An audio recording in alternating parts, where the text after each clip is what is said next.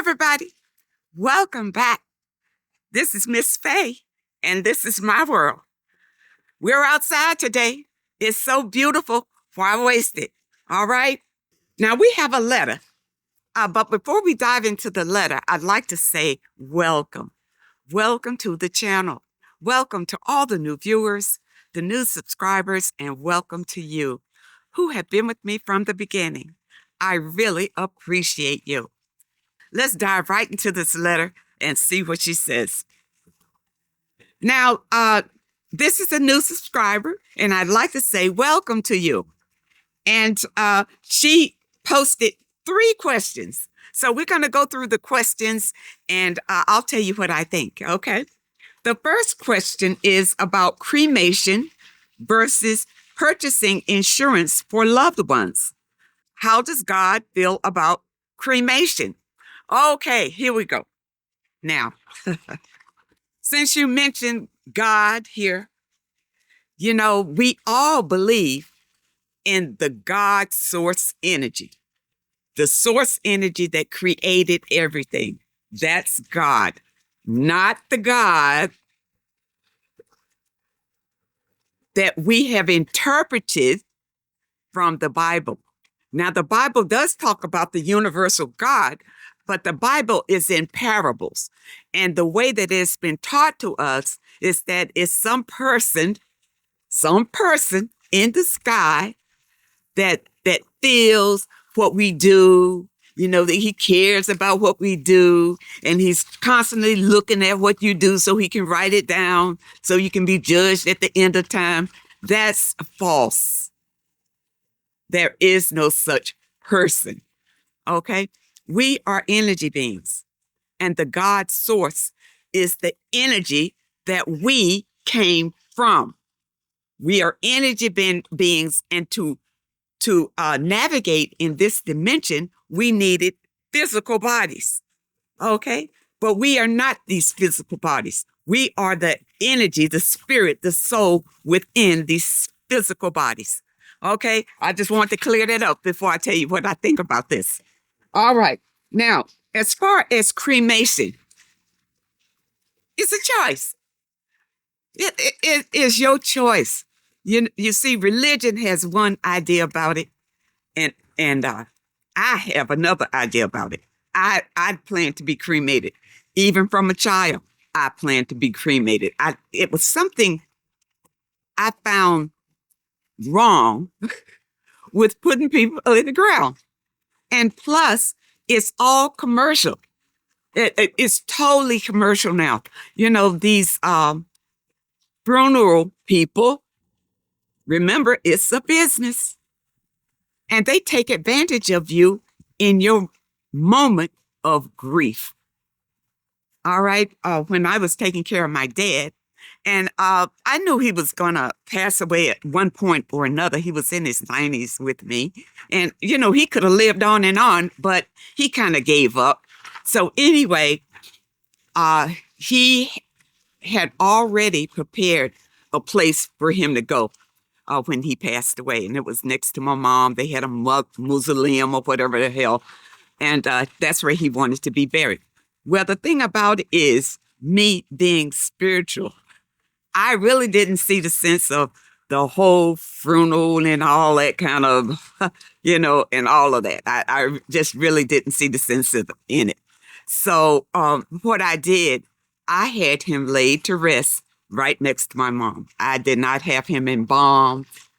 You know, when he passed away, they just put him on ice, and then they laid him in the tomb next to my mom. That's where he wanted to be, and that's where he went. I didn't see the sense in going through the whole ceremony. And I'll tell you why. The funeral and all of that. Number one, it's very sad. and I don't do funerals well at all. And the other thing is, I mean, it's a choice. And the funeral is really for the survivors. The person is gone onto another world, another transition, another dimension. You know, they may be watching. You know, I'm sure they hang around for a little while. But the whole funeral thing is so expensive these days. Long are gone the days when you could bury your loved ones in your backyard. You know, long are the days when you can just pick out a place and bury your loved ones. You have to go through the funeral process now. Okay, now here's where the insurance comes in. There was a time when you can get cremated for about $1,000. Those times are gone now. It'll cost you about $5,000 just to get cremated today. And like tomorrow, it may be more than that. Just for them not to embalm you or anything, but just to put you in a cardboard box and in the oven, it'll cost you about $5,000 today. So that's probably why you need some insurance. And if you plan to do any kind of memorials and things like that, because even with my dad, although I didn't want to have the funeral, I suggested to people who were associated with him because, my dad was a bishop and he had a large following and all that. And people were definitely disappointed that they didn't get to the funeral. But what they should have done, come see my dad when he was still alive. They didn't bother. They were just going to wait for the funeral. I think that's disgusting. One thing, be with your loved ones while they are still alive. Because the funeral, who needs you coming to the funeral acting like you're all sad and you cared that much about them and everything. But then when they were alive, you had no time for them. You understand? I think whole funerals can be very phony. So I wasn't about that. But what I'm going to tell you about the cremation, it will cost you. So it may be a good thing for you to have some kind of insurance policy that will cover the expenses. And if you decide, to bring people together, for a little, I think the sun is shifting, so I'm going to try to shift it a little bit. Yeah. See if that helps. No, I don't think it will. The sun is in my face. Hold on, I'm going to try to move. Okay, I think the lighting is a little better over here. If you decide to have like a memorial, bring people together, and things like that, that's going to cost you extra. So you probably would like to have some sort of insurance policy that will cover those expenses. Don't think that cremation is cheap. Not today.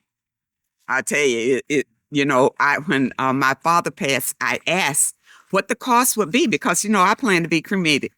And they told me $5,000. So that's something that you need to keep in mind. But the God source energy is not an issue. It's not an issue where you decide to bury a loved one because it's really for you. It's not for them. They are not there.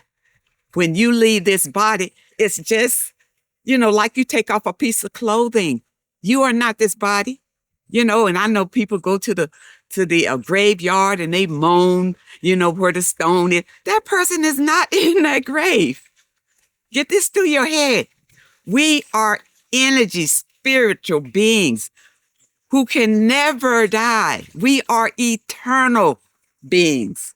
Okay? But this body dies because everything in this dimension dies. It's born and then it dies. It's the recycling of this world. And in the universe, there are many worlds, and I'm not going to go there. But in this world, everything is born and then it eventually dies. It's a recycle. Okay, so yeah, no, don't even worry yourself about that. Love your loved ones. Do whatever you can for them while they're still alive. But when they pass away, do it in an economical way. Do not be sucked in because of your guilt that you feel like you need to spend a whole lot of money for them. That's ridiculous. Okay, and the funeral people are counting on that. Okay, all right. Now let's go to the second question. Are tarot, numerology, astrology readings good or safe to get done when going through challenges? What are your suggestions? Yes, I say yes. As a matter of fact, I'm not proficient, but I do read tarot. I read it for myself, basically. I am studying more into numerology and astrology. Yeah, these are all perfectly fine. It's the religions that condemn these things. But this is what the universe is all about. The tarot is only reading from the Akashic records. And what the records are, your past, your present, and your future. Some spiritualists say that we're all living it right now. Your past, your present, and the future. And I don't have the knowledge on that. I'm not quite that deep yet. But the tarot is reading the Akashic records, and that's why it can tell you what's going on, and if you stay on the path that you are, what's going to happen. You see, not saying that you can't change what's going to happen, but if you stay on the path that you are on right now, and you read the tarot, then they can tell you could happen in your future. Okay, so yeah, I do go along with that. And I certainly go along with numerology because the universe is about numbers. It's like computer. We're like in a computer simulation, okay? And numbers are very extremely important to be able to read the numbers and know what the numbers mean. Now, the more that you stay on your spiritual path, you'll be able to see these numbers and know what they mean to your life, okay? Because your spiritual guides will communicate with you a lot through these numbers. And you'll see repeated numbers. And the more that you study, the more that you get deeper with your connection to the divine, you'll be able to understand what the numbers are trying to tell you. And astrology. Astrology is the universe. That's what the whole universe is about. Astrology, the stars, the moon, the earth, everything you see is affected by astrology. And what happens in the universe happens inside of you. We are a small universe, okay? Because we are part of the divine source. We have power, but we don't know how to use our power. Yeah, I was looking at something just the other day, and they were saying that we only use a very small percentage of our brain power. So if we're at a very small percentage, just think, if we could open up that channel, we would be phenomenal.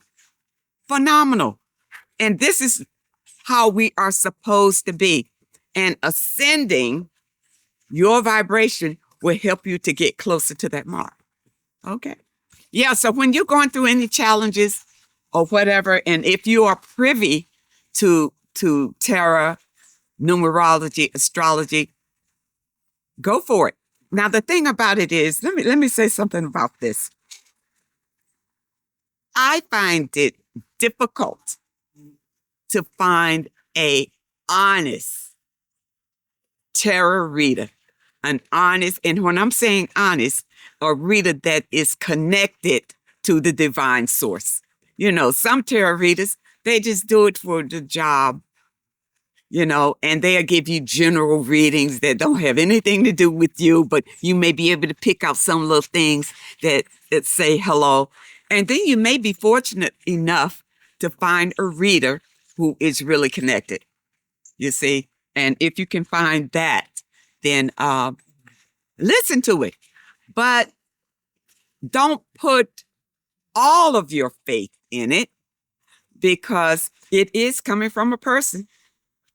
Take it as their opinion more than it is written in stone. Okay? Because everything is filtered through a person's perspective. Okay? I could read the card and tell you something, and another person could read the same card and tell you something that's similar, but maybe something different, take you down another path.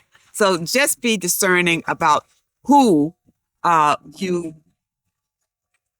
take into account. Okay. Now let's see this other question.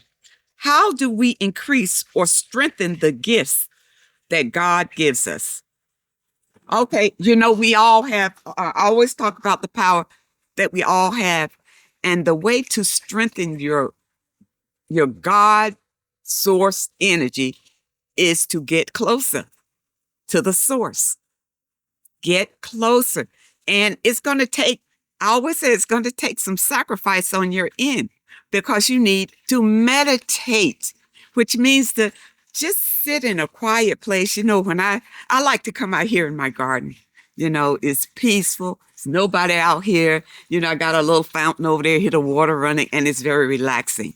And just sit quietly with yourself and listen to your intuition.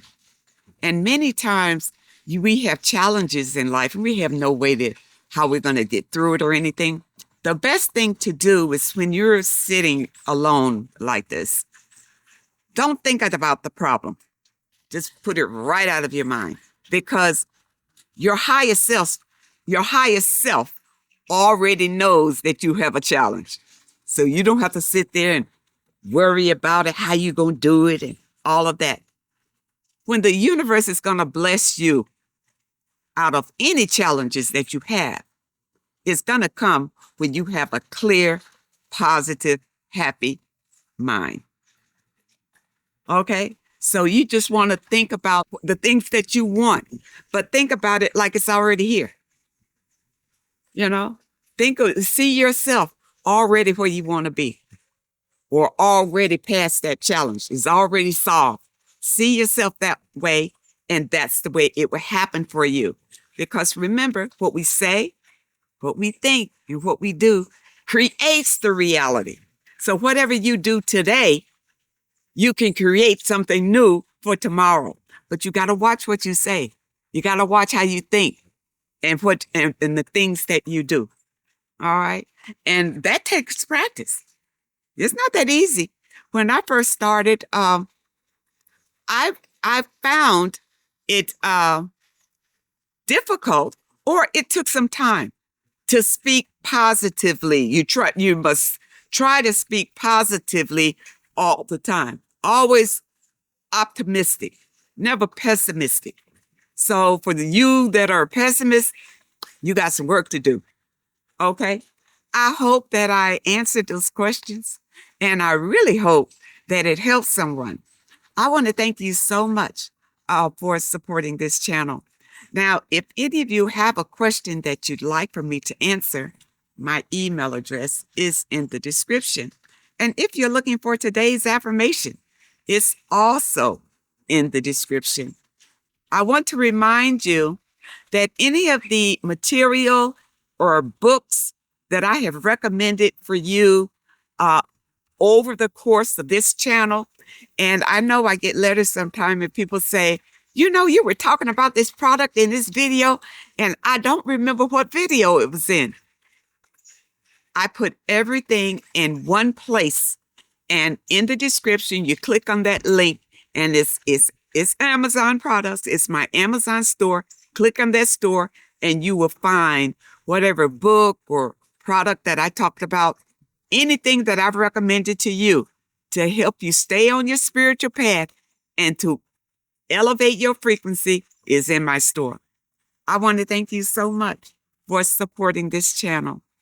Thank you for your comments and your letters, and a very special thank you to those that leave a donation. I really appreciate all of you. I wish you all the very best, and I really hope to see you next time.